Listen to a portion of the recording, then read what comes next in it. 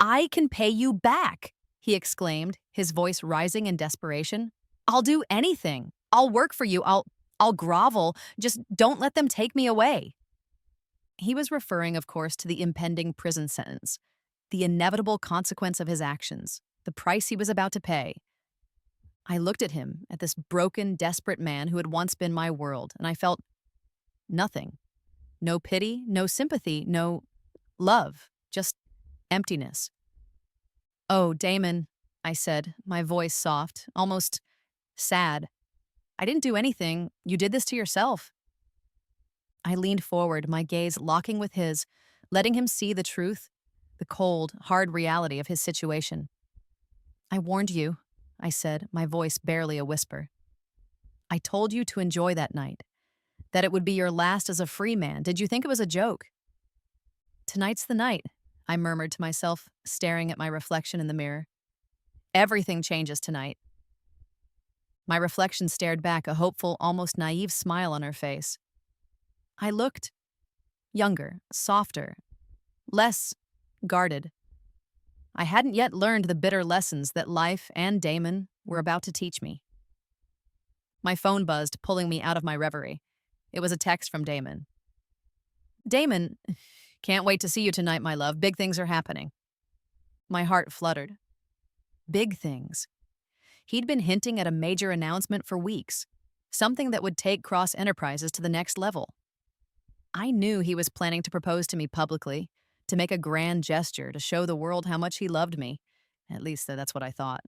I'd poured everything into Damon, into his company, into our future. I'd used my family connections, my inheritance, my everything, to help him build his empire. I'd believed in him, supported him, loved him with a fierce devotion that bordered on blindness. I replied to his text, my fingers trembling slightly. Me too. I'm so proud of you. Another text, this time from Olivia, my best friend since childhood. Olivia, so excited for tonight. You're going to look amazing. XOXO. I smiled. A genuine smile this time. Olivia had always been there for me, through thick and thin. She was the one person I could always count on, the one person who understood me, the one person who... I shook my head, dismissing the sudden wave of unease that washed over me. It was just nerves. Tonight was going to be perfect. It had to be. I called Olivia, needing to hear a friendly voice to calm my racing thoughts. Hey, Ev, she answered, her voice bright and cheerful. Ready for the big night? I'm so nervous, I confessed, pacing around my apartment. What if his investors don't like me? What if I say the wrong thing? What if... Don't be silly, Ev, she interrupted, her voice soothing. They'll love you, just like Damon loves you. You're beautiful, you're smart, you're perfect. Just relax, enjoy yourself, and let Damon do the talking. You're right, I said, feeling a surge of gratitude for her friendship. Thanks, Liv. I don't know what I'd do without you. That's what best friends are for, she said, her voice warm and reassuring. I hung up the phone, feeling a little better. Olivia was right. I was being silly. Tonight was going to be amazing. It was going to be the beginning of our happily ever after. I finished getting ready, applying my makeup with a careful hand, styling my hair into a sleek, sophisticated updo. I wanted to look perfect. For Damon, for the investors, for myself. A few hours later, the doorbell rang. It was Damon. My heart leapt with anticipation. This was it, the moment I'd been waiting for. He was taking my breath away, but I would soon come to find out it wasn't in a good way. I took one last look in the mirror, smoothing down my dress, taking a deep breath. Tonight, everything changed. And I, the devoted fiancé, the supportive partner, the woman behind the man, I was ready. Or so I thought. The Cross Enterprises Gala was everything I'd expected and more. It was held in a grand ballroom dripping with crystal chandeliers, overflowing with flowers, and buzzing with the energy of the city's elite. Investors, socialites, politicians, celebrities. They were all there, vying for Damon's attention, eager to be a part of his success. Damon, of course, was in his element. He was a natural showman, a charismatic leader, a man who commanded attention. He worked the room, shaking hands, making deals, charming everyone he met. He was a star, and tonight he was shining brighter than ever, and I was his accessory. The beautiful fiancée on his arm, the silent, supportive partner, the woman behind the man. I played my part, smiling, nodding, making polite conversation, trying to ignore the growing feeling of unease that was settling over me. Damon, you've outdone yourself, one of the investors said, clapping him on the back. This is quite the event and quite the turnout. Damon beamed, his smile wide and confident. Only the best for Cross Enterprises, he said, his voice booming through the room. And, of course, for my beautiful fiancée, Evelyn. He gestured towards me, a fleeting, almost dismissive gesture, as if I were just another one of his prized possessions. I forced a smile, trying to hide the hurt, the disappointment. Thank you, Damon, I said, my voice barely above a whisper. He didn't even look at me.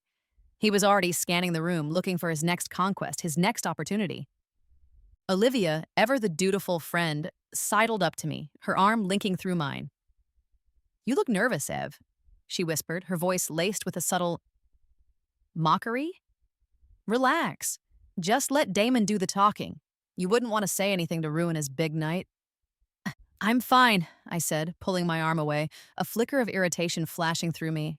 Just a little overwhelmed. Of course you are, she said, her smile widening. It's a lot to take in. But don't worry, I'll be right here beside you. I looked at her, at my best friend, and felt a chill run down my spine. There was something off about her tonight. Something in her eyes, in her smile, in her touch.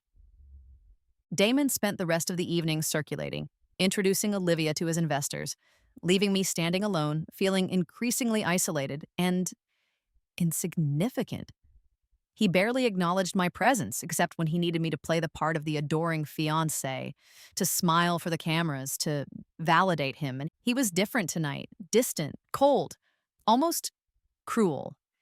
He was treating me like a stranger, like an inconvenience, like nothing. Something feels off. He's different tonight. I tried to shake off the feeling, to tell myself it was just nerves, the pressure of the event, the importance of the announcement he was about to make. But I couldn't shake the growing sense of dread, the feeling that something was terribly, terribly wrong. The champagne tasted like ash in my mouth. The music sounded like a funeral dirge. And the smiles of the guests, they seemed to mock me, to foreshadow the disaster that was about to unfold. The moment arrived with a sickening inevitability. Damon, standing on a raised platform at the end of the ballroom, tapped his glass with a fork, silencing the crowd. He looked radiant, powerful, like a king addressing his subjects. Ladies and gentlemen, he began, his voice amplified by the sound system. Thank you all for being here tonight. It means the world to me, to Cross Enterprises, to our future. He paused, taking a deep breath, letting the anticipation build. And then he looked at me. But it wasn't a loving look, a tender look, a connected look. It was cold, cruel, predatory. And now, he continued, his voice taking on a theatrical tone, I have a very special announcement to make. It's about my future, and the future of Cross Enterprises. My heart pounded in my chest. This was it, the proposal, the moment I'd been waiting for, the moment that would... Evelyn, my dear, he said, his voice dripping with a false sweetness that made my stomach churn. You've been a wonderful support, a loyal companion, a useful asset. A hush fell over the crowd. Everyone was looking at me, their expressions curious, expectant. But, Damon continued, his voice hardening, his smile turning into a cruel smirk, I've realized we're not right for each other. The words hit me like a physical blow. A gasp escaped my lips, a strangled sound that was lost in the sudden, shocked silence of the room. This isn't happening. This can't be happening. Damon, I whispered, my voice trembling, my eyes wide with disbelief. What are you doing? He ignored me, turning to the crowd, his voice filled with a triumphant, almost gleeful tone. In fact, he said, I've found someone who truly understands my vision, my ambition, my heart. He gestured towards Olivia, my best friend, who was standing at the edge of the platform, her face a mask of triumph. Olivia, my love, Damon said, his voice filled with a tenderness I hadn't heard in years. Will you do me the honor of becoming my wife? Olivia, playing her part perfectly, feigned surprise, her eyes widening, her hand flying to her mouth. But I saw it. I saw the glint of victory in her eyes, the smug, satisfied smile that she couldn't quite conceal. Oh, Damon, she exclaimed, her voice choked with fake emotion. Yes, yes, of course I will. She rushed to embrace him and he lifted her off her feet, twirling her around, the crowd erupting in a mixture of murmurs, gasps, and laughter. Laughter directed at me. I stood there, frozen, paralyzed, feeling the world crumble around me. The humiliation, the betrayal, the cruelty, it was overwhelming. I felt like I was drowning, suffocating, dying. But he wasn't finished, not yet. Damon set down Olivia, the two now the center of attention. He looked back to me, then to the crowd. Also, I would like to thank Evelyn for all her help, he said with air quotes, the room going silent again. I couldn't have done it without her generous donation. The laughter grew louder, more mocking, more cruel. They were laughing at me, at my pain, at my ruin. He had not only broken my heart, he had taken everything. With those words, he implied I had nothing to do with his success. I wanted to scream, to fight, to disappear, but I couldn't move, I couldn't speak. I could only stand there, exposed and vulnerable as my life, my dreams, my future, shattered into a million pieces. This was it, my lowest point, my public humiliation, my complete and utter ruin. And it was all orchestrated by the man I had loved, the man I had trusted, the man I had given everything to. And my best friend was right beside him, enjoying the show. I was the lamb, led to the slaughter, and they, my family, were the wolves, feasting on my remains. I woke with a gasp, my body jerking upright in bed, my heart hammering against my ribs like a trapped bird. The remnants of a nightmare clung to me, the phantom pain of betrayal still fresh, the echo of laughter still ringing in my ears. It had been so real, too real. I stumbled out of bed, my legs shaky, my hands trembling. I felt different, lighter somehow, and younger. I caught my reflection in the full-length mirror and my breath hitched. Staring back at me was me, but not the me I'd been just moments before. This was me, years younger. My face unlined by stress and heartbreak, my eyes brighter, more alive. It's real, I whispered, reaching out to touch my reflection, my fingers tracing the smooth curve of my cheek, the youthful fullness of my lips. I'm back. I felt a surge of disorientation, of disbelief, of panic. How was this possible? Had I gone insane? Was this some elaborate, cruel dream? I staggered over to my nightstand, grabbing my phone, my fingers fumbling with the unfamiliar device. It was an older model, the kind I'd used years ago. I unlocked it, my heart pounding, and stared at the date displayed on the screen. It was the day of the gala, the day of the Cross Enterprises gala, the day my life had fallen apart. The gala, it's today. He's going to do it all again. A wave of nausea washed over me. The memories flooded back, vivid and raw, as if they'd happened just moments ago. The opulent ballroom, the sea of faces, Damon's cruel smile, Olivia's triumphant smirk, the crushing weight of public humiliation, the loss of everything. I sank back onto the bed, my body trembling, my mind reeling. It wasn't a dream, it was real. I had died. And I had been reborn, given a second chance, a chance to... Not this time, I whispered, my voice hoarse, my eyes hardening with a cold, steely resolve. This time, I'm ready for you, Damon. This time, I wouldn't be the naive, trusting fool. This time, I wouldn't be the victim. This time, I would be the one in control. I knew his every move, his every lie, his every weakness. I stood up, my legs steadier now, my resolve solidifying. I had a plan to formulate, a future to rewrite, and a score to settle. The first step was to understand the how.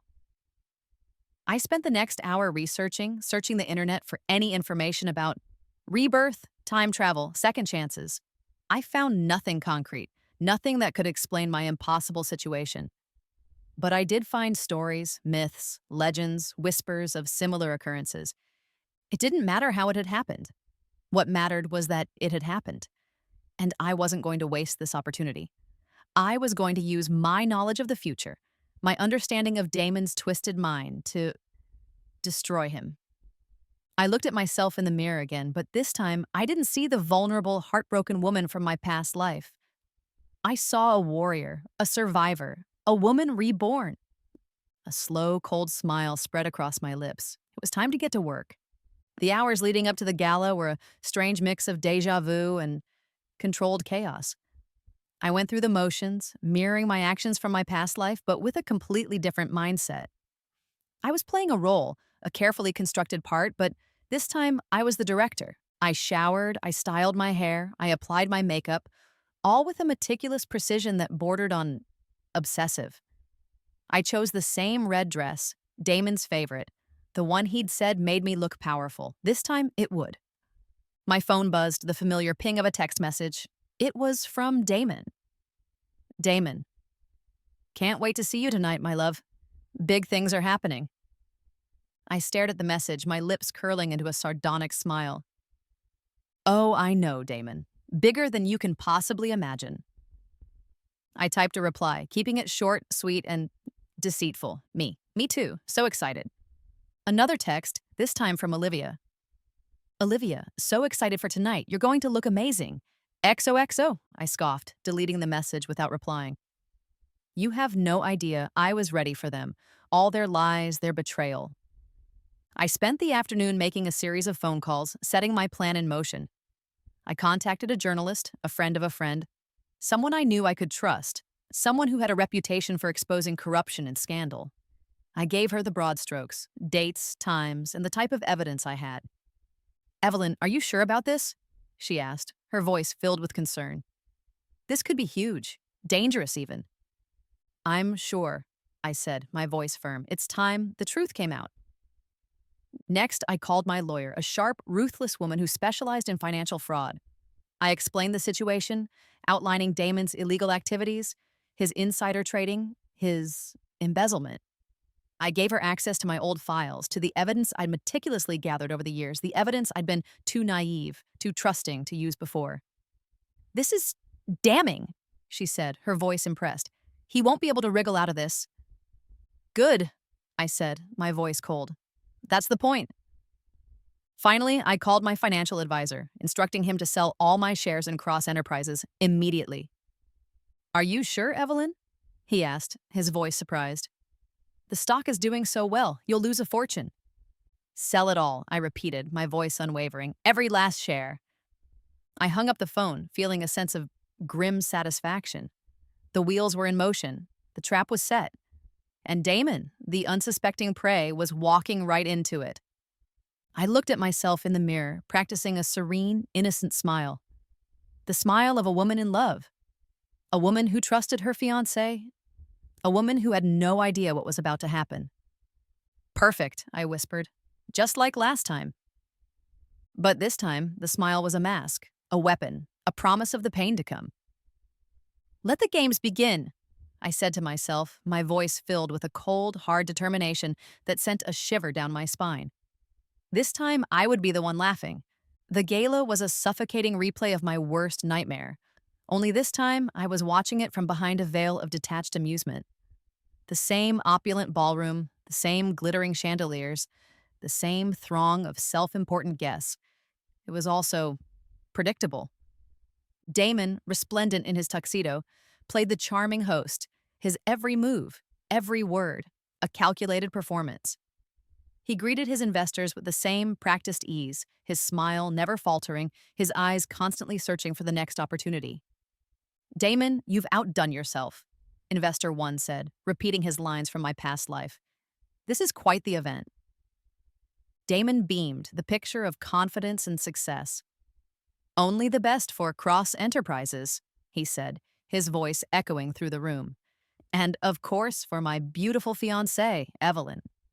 He gestured towards me, and I offered him a sweet, demure smile, the perfect picture of the adoring fiancé. But inside, my stomach churned with a mixture of disgust and anticipation. Every word, every insult, every lie, it's just fuel for the fire. I endured his casual disregard, his subtle put-downs, his blatant flirtations with other women. I played my part, pretending to be oblivious, pretending to be happy. Olivia, too, was playing her role, the ever-supportive best friend, whispering her snide comments in my ear, her eyes gleaming with malicious glee. "You look nervous, Ev," she whispered, her voice dripping with false concern. "Relax. Just let Damon do the talking." I forced a smile, resisting the urge to slap her. "I'm fine, Olivia," I said, my voice calm and even, just taking it all in. Internal thought as the crowd laughs. Laugh now, you won't be laughing for long. The evening progressed, each moment a torturous echo of my past life. But this time, I was prepared. I knew what was coming, and I was ready for it. The moment of Damon's grand announcement arrived, and I felt a strange sense of calm. The fear, the anxiety, the hope that I'd felt in my past life were gone, replaced by a cold, hard certainty. "And now," Damon said, his voice booming through the ballroom, "I have a very special announcement to make. It's about my future, and the future of Cross Enterprises." He paused, looking at me, his eyes filled with a cruel, mocking light. "Evelyn, my dear," he said, his voice dripping with sarcasm, "you've been a wonderful support, but I've realized we're not right for each other." The gasps, the whispers, the laughter, it all washed over me, but it didn't touch me. I was immune. I was detached. I was in control. I met his gaze, my expression unwavering, a small, almost imperceptible smile playing on my lips. It was the smile of a predator, of a hunter who had finally cornered her prey. Damon, oblivious to the danger, continued his performance, turning to Olivia, his voice filled with false affection. "In fact," he said, "I've found someone who truly understands my vision, my ambition, my heart. Olivia, my love, will you do me the honor of becoming my wife?" Olivia's performance was Oscar-worthy as she embraced Damon. Damon looked over to me and gave his speech. "Also, I would like to thank Evelyn for all her help," he said with air quotes, the room going silent again. "I couldn't have done it without her generous donation." The room roared with laughter. "Oh, I know you couldn't," I thought to myself. "That's why it will all disappear." The scene unfolded exactly as I remembered it, a perfect, horrifying replica of my past life. But this time, I was the one pulling the strings. This time, I was the one in control. And this time, the ending would be very, very different. The ballroom was a swirling vortex of chaos. Gasps, whispers, murmurs of shock and disbelief rippled through the crowd. Damon, still basking in the afterglow of his cruel performance, looked at me with a mixture of triumph and contempt. He thought he'd won. He thought he'd broken me. "Evelyn, darling," he said, his voice dripping with false concern, "are you all right? You look a little pale." He was enjoying this, savoring my humiliation, my pain. I forced a smile, a sweet, innocent smile that belied the cold fury burning within me. "Oh, I'm perfectly fine, Damon," I said, my voice calm and even. "Just a little overwhelmed by your generosity." The irony was thick, almost palpable. He'd just publicly destroyed me, stolen my life's work, and announced his engagement to my supposed best friend, and he was calling it generosity. I leaned in close to him, so close that I could smell the expensive cologne he wore, the scent that had once been comforting, now a symbol of his betrayal. And I whispered, my voice low and dangerous, a promise of the storm to come. "Enjoy this night, Damon. It's the last one you'll have as a free man." His smile faltered, a flicker of confusion, of doubt crossing his face. "What's that supposed to mean?" he scoffed, trying to regain his composure, his arrogance. I simply smiled, an enigmatic, knowing smile that I knew would unnerve him. "You'll see," I said softly. "Soon enough." Olivia, who had been standing beside Damon, her arm possessively linked through his, finally seemed to sense the shift in the atmosphere. She looked at me, her eyes narrowed with suspicion. "Evelyn!" she said, her voice sharp and demanding. What have you done? I ignored her, turning away from the two of them, addressing the stunned, bewildered crowd. Please, everyone, I said, my voice projecting across the ballroom. Enjoy the party. It's on Damon. And with that, I walked away. I didn't run. I didn't stumble. I didn't break down.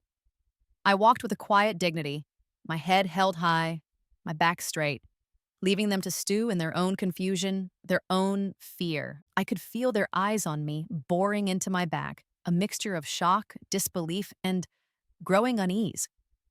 Damon had expected tears, pleas, a scene. He'd expected me to fall apart, but I hadn't. And that unnerved him because he didn't know what I'd done. He didn't know the carefully laid plans, the meticulously gathered evidence, the trap that was about to spring shut. He was still living in his world of delusion, his world of power and control, a world that was about to come crashing down around him. As I walked out of the ballroom, leaving the wreckage of my former life behind me, I felt a sense of calm. The calm before the storm, the calm before the revenge. The hours that followed were a blur of controlled chaos, a carefully orchestrated sequence of events that I'd set in motion weeks ago. I watched from my apartment, a silent observer, as my plan unfolded with devastating precision. First, the news reports, the initial whispers, the rumors, the allegations. News reporter, VO. Breaking news. We are receiving unconfirmed reports of serious financial irregularities at Cross Enterprises, one of the city's leading investment firms. Sources suggest a major scandal is about to break. Then, the financial fallout. The stock market, a fickle beast, reacting instantly to the scent of blood. Investor 1 on the phone, his voice a mixture of fury and panic. What the hell is going on, Damon? My money, it's gone. I've lost everything. Investor 2 screaming into the phone. I want out. I'm pulling all my investments. You're finished, Cross. Finished. I could imagine Damon in his opulent office, his face pale with shock, his hands trembling as he tried to stem the tide, to control the damage, to understand what was happening. Damon, frantically trying to control the situation, his voice cracking with desperation. It's a lie. It's all a lie. I'm being framed. Someone is trying to destroy me. He was right about one thing. Someone was trying to destroy him, and that someone was me. Olivia, I imagined, was panicking, her carefully constructed world crumbling around her, her dreams of wealth and power turning to ashes. Olivia, her voice shrill with fear. Damon, what's happening? What did Evelyn do? You have to fix this. But Damon couldn't fix it. He was trapped, caught in a web of his own making, a web I had carefully reinforced with irrefutable evidence. The evidence. The documents I'd copied, the recordings I'd made, the emails I'd forwarded. It was all out there, circulating, spreading like a virus, infecting every corner of his life. Then, the legal repercussions. The inevitable knock on the door, lawyer to Damon, his voice grim. Mr. Cross, I'm afraid the authorities have frozen your assets, all of them. You're under investigation for fraud, embezzlement, and insider trading. Police officer, stepping forward, his expression impassive. Damon Cross, you're under arrest. You have the right to remain silent. I watched it all unfold on the news, on social media, on the internet. It was a public execution, a complete and utter dismantling of Damon Cross, the man, the myth, the monster. He had thought he was untouchable, invincible, above the law. He had thought he could use me, discard me, destroy me, and get away with it. He had been wrong. The dominoes were falling, one by one, each one triggering the next, a chain reaction of destruction that I had set in motion. And I felt a strange mixture of satisfaction and emptiness. The revenge was sweet, yes, but it couldn't erase the past. It couldn't bring back the years I'd lost. It couldn't heal the wounds he had inflicted. But it was a start, a necessary step, a cleansing fire that had burned away the old, leaving space for something new, something better. He found me. I don't know how, but he did. Perhaps he had some resources left, some connections I hadn't anticipated. Or perhaps it was just desperation. He'd arranged a meeting through a mutual acquaintance, a lawyer who, surprisingly, still seemed to have some lingering sympathy for my former fiancé. The lawyer had contacted me, relayed Damon's request, and after a moment of hesitation, I'd agreed. I chose a quiet cafe, a neutral location, far from the prying eyes of the media, far from the wreckage of his former life. I wanted to see him, to hear him, to understand. He was waiting for me when I arrived, sitting at a small table in the corner, his face hidden in his hands. He looked broken, a shadow of the arrogant, powerful man he'd once been. His clothes were rumpled, his hair disheveled, his eyes haunted. I sat down opposite him, my expression carefully neutral, my heart a cold, hard knot in my chest. I didn't know what to expect. An apology? A plea for forgiveness? A threat? He looked up, his eyes meeting mine, and I saw desperation, raw, naked desperation. "Evelyn," he began, his voice hoarse, cracking with emotion. "You wouldn't do this to me, would you?" I remained silent, letting the question hang in the air, letting him stew in his own fear, his own regret. "I know I hurt you," he continued, his voice trembling. "I know I was wrong. I know I destroyed you. But please, you're the only one who can help me. You have connections. You have money. You have influence." I raised an eyebrow, a flicker of amusement crossing my face. "I had money, Damon." I corrected him, my voice cold and even. "You stole it, remember?" He flinched as if I'd struck him. "I can pay you back," he exclaimed, his voice rising in desperation. I'll do anything. I'll work for you. I'll grovel. Just don't let them take me away." He was referring, of course, to the impending prison sentence, the inevitable consequence of his actions, the price he was about to pay. I looked at him, at this broken, desperate man who had once been my world, and I felt nothing, no pity, no sympathy, no love, just emptiness. "Oh, Damon," I said, my voice soft, almost sad. "I didn't do anything. You did this to yourself." I leaned forward, my gaze locking with his, letting him see the truth, the cold, hard reality of his situation. "I warned you," I said, my voice barely a whisper. "I told you to enjoy that night, that it would be your last as a free man. Did you think it was a joke?" His eyes widened in horror, the realization finally dawning on him. He understood now. He understood that I was the architect of his downfall, that I was the one who had orchestrated his destruction. He started to say something, to protest, to beg, but I cut him off. "Goodbye, Damon," I said, standing up, preparing to leave. It was over, the final confrontation, the final act of revenge. And it had left me feeling empty. I walked away, leaving him sitting there, alone with his regrets, alone with his fate. I didn't look back. I didn't need to. I knew what would happen. He would be arrested, tried, convicted. He would lose everything, his reputation, his wealth, his freedom. And I would move on. I would build a new life, a life free from the shadows of my past, a life free from the pain. I was Serafina West now, and Serafina West didn't look back. She looked forward, towards the future, towards the horizon. Years passed, years of relentless work, of strategic decisions, of building something new, something entirely my own. The name Serafina West became synonymous with success, with innovation, with power. I had taken the seed money from selling my shares in Cross Enterprises, a move that had, ironically, contributed to its downfall, and I had invested it wisely, diversified it, grown it. I hadn't stayed in Damon's world. I hadn't wanted to be a constant reminder of his failure, a shadow hanging over his ruined empire. Instead, I'd forged my own path. I'd started my own company, focusing on sustainable technologies, a field I'd always been passionate about, even back in my previous life. It was a field Damon had dismissed as unprofitable, as a waste of time. He'd been wrong, again. My company, Phoenix Innovations, was a testament to my resilience, my ability to rise from the ashes, to create something beautiful and meaningful out of the wreckage of my past. We were at the forefront of the green energy revolution, developing cutting-edge technologies that were not only profitable but also good for the world.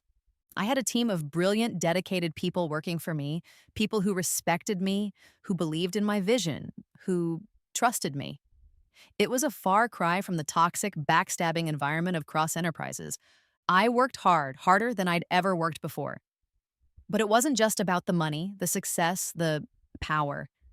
It was about proving something to myself, that I was capable, that I was strong, that I could build something of value, something that would last. It's time to move on and begin my own life. I wasn't driven by revenge anymore. That fire had burned itself out, leaving behind a quiet, steady determination. I was driven by a desire to create, to innovate, to make a difference. I had a life outside of work, too. A small circle of close friends, people who knew me as Serafina, who had no connection to my past. I had hobbies, interests, passions. I was even dating, cautiously, carefully. The scars of betrayal ran deep, and I wasn't sure I would ever fully trust anyone again. But I was trying. I had built a new life, a new identity, a new empire. And it was all mine. I had earned it. I had built it from the ground up, and no one, absolutely no one, could ever take it away from me. I looked at the building with my name on the front. I couldn't believe how far I had come. It wasn't a planned meeting, it was a collision. A collision of past and present, of two lives that had once been intertwined, now separated by an unbridgeable chasm. I was in a small, unassuming coffee shop, a place I frequented for its quiet atmosphere and its excellent espresso. I was meeting with a potential investor, discussing a new project, when I saw her. Olivia. She was sitting at a table near the window, her back to me, but I recognized her instantly. The way she held herself, the familiar slope of her shoulders, the blonde hair. Although it wasn't as bright anymore. My heart skipped a beat. My breath caught in my throat. I hadn't seen her since the restaurant, since the day I'd walked away, leaving her and my family to face the consequences of their actions. She looked different. Older, of course, but also defeated. The spark, the arrogance, the life, it was gone. She looked like a shadow of her former self. I considered leaving, pretending I hadn't seen her, avoiding the confrontation, the awkwardness, the pain. But I couldn't. Something compelled me to stay, to face her, to close the circle. I took a deep breath, steeling myself, and walked towards her table. She looked up, her eyes widening in shock, her mouth forming a silent O of surprise. "Sienna?" she whispered, her voice barely audible. "Olivia?" I replied, my voice calm, even. I didn't offer her a smile or a greeting or any pretense of warmth. She stood up, her hands trembling. I can't believe it's you. You look different." "I am different," I said, my voice flat. "I'm not Sienna Brooks anymore." She flinched, but nodded. "I know. Serafina West. I've seen the news. You've done well." "I've survived," I corrected her. "I've thrived, despite everything you and your family did to me." She looked down, her eyes filling with tears. "I know," she whispered. "And I'm sorry. I know I can never make it right. And I know you can never forgive me, but please, I'm sorry." Her voice was filled with a genuine remorse, a raw, aching regret that surprised me. It wasn't the feigned remorse of my mother, the desperate plea of my father. It was real. I looked at her, at this broken, defeated woman who had once been my best friend, my sister, my enemy, and I felt a flicker of something. Not forgiveness, not yet, but pity, perhaps even understanding. "I am not sure if I can ever forget," I said, my voice softening slightly, "but I will try to forgive you." It was the truth. The past was still there, the pain still raw, but I didn't want to carry it with me forever. I didn't want to be defined by it. She looked up, her eyes filled with a fragile hope. "Thank you," she whispered. "That's all I ask." We stood there for a moment in silence, the years of betrayal and pain hanging heavy in the air. Then I nodded, a curt, formal nod. "Goodbye, Olivia," I said. And I walked away. For the final time, leaving the past behind and stepping into the future. A future I had built for myself. A future that was finally truly mine. My office on the top floor of the Phoenix Innovations building overlooked the city. It was a view I never took for granted, a constant reminder of how far I'd come, of the empire I'd built, of the life I'd reclaimed. I stood at the window, sipping my coffee, watching the sunrise paint the sky in hues of orange, pink, and gold. It was a new day, a new beginning, and I was ready. They thought they could break me. They thought they could erase me. They thought they could take everything from me, my family, Damon. They had underestimated me. They had mistaken my kindness for weakness, my loyalty for naivety, my love for a weapon they could use against me. I'm not that girl anymore. I'm someone else, someone stronger, someone free. I was no longer Sienna Brooks, the forgotten daughter, the sacrificial lamb, the victim. I was Serafina West, the CEO, the innovator, the survivor. I had built this life, this success, this power from nothing. From the ashes of my past, from the wreckage of my family, from the betrayal, I had learned valuable lessons. Lessons about trust, about loyalty, about myself. I had learned that I was stronger than I thought, more resilient than I imagined, more capable than anyone had ever given me credit for. I had also learned that revenge, while satisfying in the moment, was ultimately empty. It couldn't erase the past. It couldn't heal the wounds. It couldn't bring back what I had lost. True freedom, true power came from within, from building something new, something better, something lasting, from moving on, from forgiving, perhaps, from living. I turned away from the window, walking back to my desk, a sleek, modern expanse of glass and steel. It was time to get to work. I had a company to run, a future to build, a life to live. I sat down, my fingers hovering over the keyboard, ready to tackle the challenges of the day. The emails, the meetings, the decisions. It was all a part of the new life I had created. A life filled with purpose, with passion, with meaning. I took a deep breath, a sense of peace and contentment settling over me. The past was behind me, a closed chapter, a lesson learned. The future was uncertain, yes, but it was also filled with possibilities. Time to get to work, I said to myself, a faint smile playing on my lips. The smile of a woman who had faced her demons, conquered her fears, and emerged victorious. The smile of a woman who was finally, truly free. The smile of a woman reborn. And this time, I was ready for anything.